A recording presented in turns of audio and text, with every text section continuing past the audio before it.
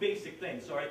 Events or groups. You might be the last survivor of an event, for instance, the last Union veteran of the Civil War, or you might be the last survivor of a group, for instance, the last major living star of Gone with the Wind. By the way, does anyone know who the last major surviving? Olivia de Havilland. Is that Eric? Okay, Eric. By the way, I know Eric. I'm going to tell him, okay? Eric was on Jeopardy and won 3 straight Jeopardy matches, 4 straight Jeopardy matches when he was on there a number of years ago. So, happy it took someone like you to answer that one. Next. And it just mentions the website. Okay, I've got some here, okay? In my chapter on disasters, I have the last survivor of Titanic, okay? However, I don't have an answer. Because there are 3 people. There's one woman who's alive. She lives in Massachusetts. She was 6 years old when the Titanic went down. And obviously she did not go down with it. And the other 2 were just babies, and both of these women live in the UK now.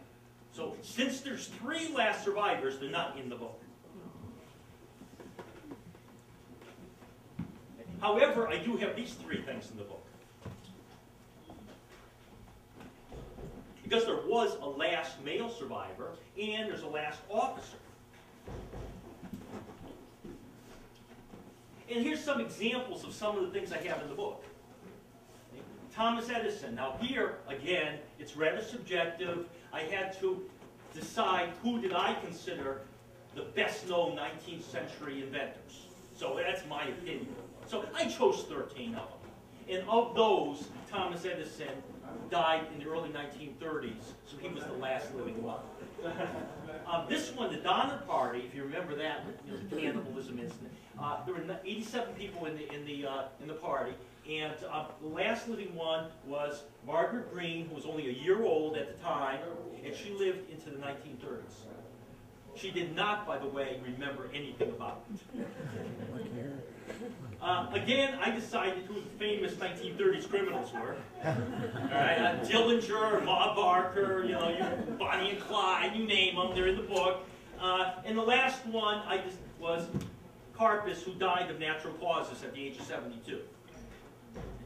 And Alice Paul was the great champion for the right of women to vote, and she was the last of the great leaders of the early 1900s.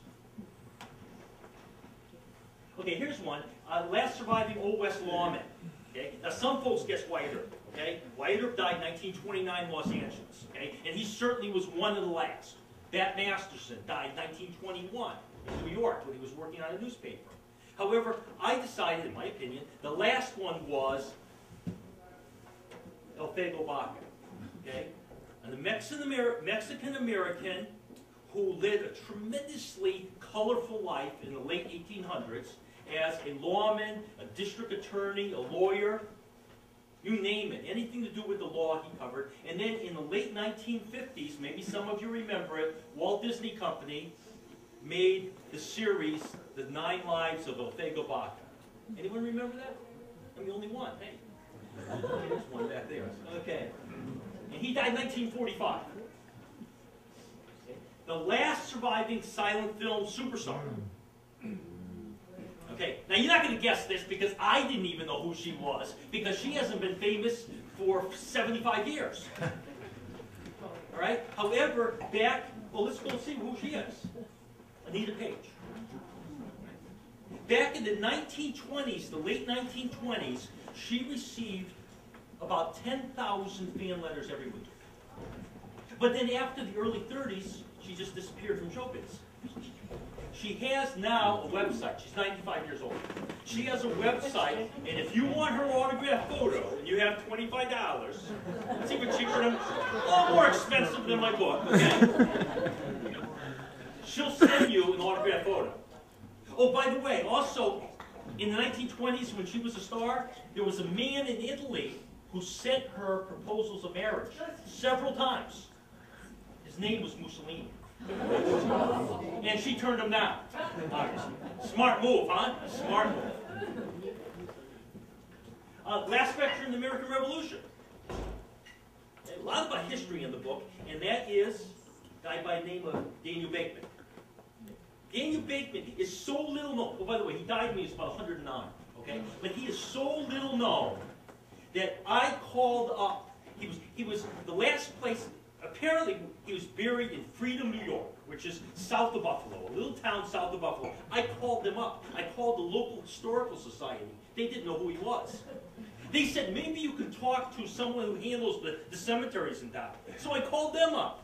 And then they said, oh yeah, he's buried in such and such cemetery.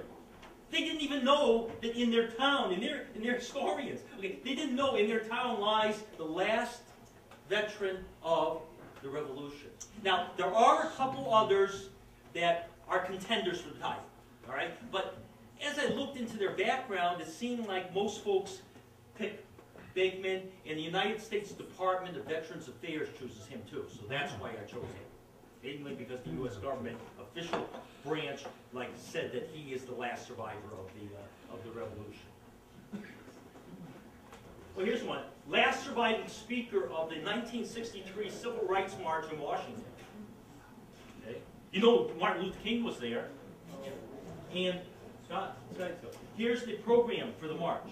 For the march, and we see people like A. Philip Randolph, Medgar Evers, Whitney Young, you know, the great Roy Wilkins, the great leaders of the civil rights movement.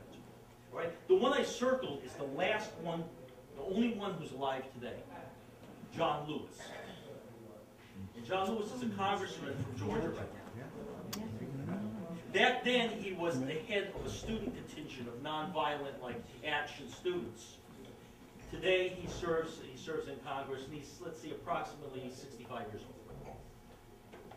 Okay, here's one. The last remaining 1940s monarch, okay, of the kings, the queens of the 1940s, before 1950, there's only one that's still alive and is still in power. And that is the King of Thailand. Born in 1927, he became king in 1946, and he's alive today. And I might say he's well liked by his people too. Of course, Thailand's somewhat of a democracy too, so say somewhat of a figure. So his royal role has changed over the years, but he's still king. Okay, here's one. I'm gonna have a guess on this one. Last foreign-born U.S. Supreme Court justice. What do you think it was? Give you a hint. He was born in Austria. Frankfurt. That's right. Felix Frankfurt. That was Dr. Emholt. Okay. Felix Frankfurt. Right. Head of the history department. And he died in 1965. Okay. Here's one. The last surviving person who was alive when Edison perfected the light bulb, and, I'll say she, okay, she was alive when Bell made the first telephone call. Who is this person? You may have heard of her because she's